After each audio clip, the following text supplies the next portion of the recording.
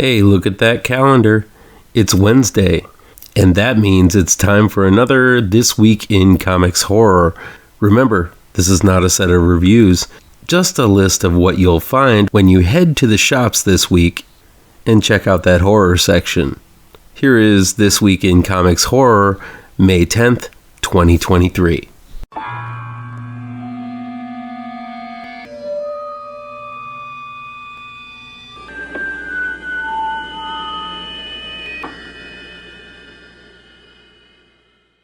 Welcome back to ML Miller Frights. I'm ML Miller. Before we begin, please do me a favor and punch that like button down below. Share this video with all of your social media addicted pals. Click subscribe to this channel and ring that bell for notifications. Let's check out This Week in Comics Horror, May 10th, 2023. For you horn dogs in the audience, here's This Week in Horror Comics. Ass and titties. Ass, titties, titties, ass, and titties. The trifecta of talent known as Dave Wohl, Joe Brusha, and Dave Franchini bring MYSTERE annual Spawn of the Abyss number 1, an adventure centering on the Oracle of the Dead, also known as MYSTERE. This one has the bony mistress of the macabre take on otherworldly menaces while trying to keep her unmentionables covered. A valiant task indeed for the skull-faced maiden. This Week in Indie Comics Horror delivers solid scares from lesser-known publishers and future horror creators. Mixing puppets and horror is a no-brainer. Puppets are simply creepy no matter what the genre. While I know nothing about cartoon puppet horror theater number 1, I can imagine it'll activate some deep-seated childhood fears upon reading. Monsters emerge from the Egyptian desert in QUICKSAND number 1, and a team of investigators try to find out what they are and where they came from. From Jonathan Hedrick and Debora Lancianese, this one looks to be a pretty solid creature feature. Seems Deep Dark follows a gal named Erica as she tries to venture through a dangerous forest to avoid a monstrous evil. I don't know much more, but that cover for issue number 2 sure has me spooked and interested.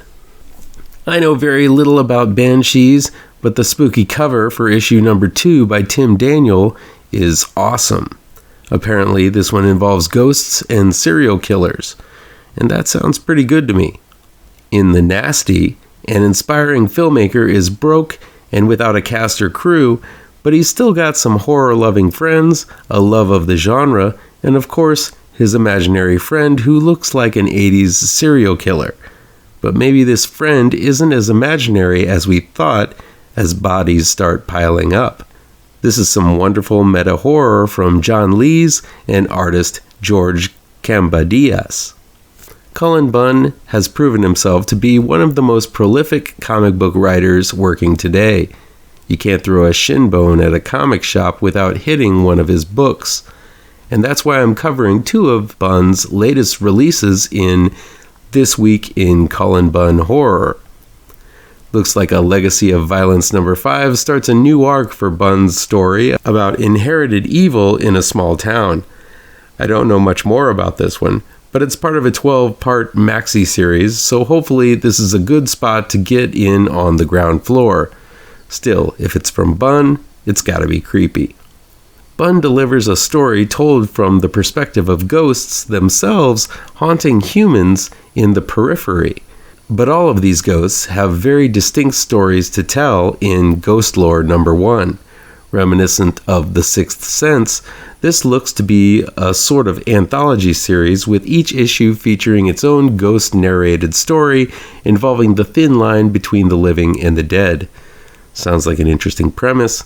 I'm curious about the lineup of talent Boom has set up. Here's hoping it's a good one.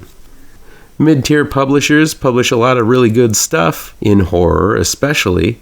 IDW Publishing chugs along, even through their recent financial restructuring, and continues to put Godzilla's greatest foes against one another in Godzilla Rivals. This one is subtitled BIOLANTE vs. DESTROYAH. In this one, a new drink called Bloom is quenching the thirsts of everyone. But what are its ties with the plant-based kaiju, BIOLANTE, and how does it involve the other kaiju in the story, DESTROYAH? Most likely this issue will explain to those curious. Meanwhile, in other kaiju news, Kong the Great War #1 is set in the middle of World War II as warring fractions of the Allies and the Axis find themselves washed up on the shores of Kong Island, where they'll find all kinds of beasties, including the king of all monsters, the giant ape god named Kong. Looks like Dynamite Entertainment is taking a stab at kaiju action. It looks good, but let's just hope there are no ass and titties variant covers for this series. Even though I still really think that the connecting covers by Brett Booth look to be way too crowded and busy, that has nothing to do with what's going on inside. And what's going inside of Spawn number 341 is Spawn and Haunt traipsing around heaven. It seems something not so heavenly has its sights on Earth, and this pair of demonic heroes are there to stop it. It's all written by Rory McConneville and drawn by Carlo Barbieri. This week in Horror from the Big Two proves that even though they are mainstream, Marvel and DC still try to get spooky from time to time. Gateway horror book for kids, The Batman and Scooby-Doo Mysteries, continues to offer up cartoon scares for kids and nostalgic adults alike. In this issue, it looks like Batman is tangling with a bat spirit, and another gang of paranormal investigators show up with some similarities to the gang traveling around in the Mystery Machine. Who's this new gang, and how does it all tie to the bat spirit? Well, you'll have to pick up the book to find out. James Tynion IV and artist Lisandro Esterin offer up the second issue of Nightmare County, The Glass House, which is set within the Sandman universe. This series continues to explore the further adventures of the Corinthian and threatens that there are even scarier things out there than the King of Murderers.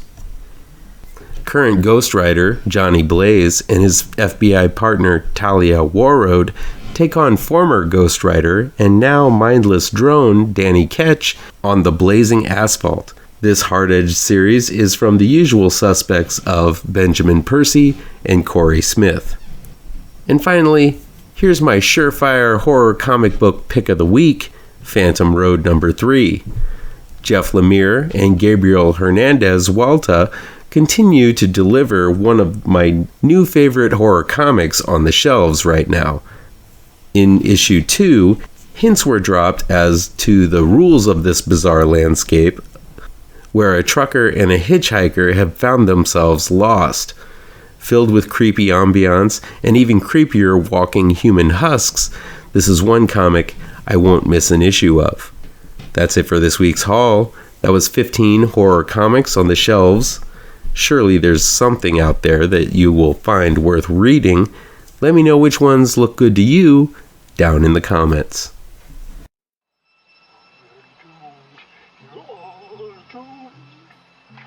You're doomed to live the life you're meant to be. Stuck inside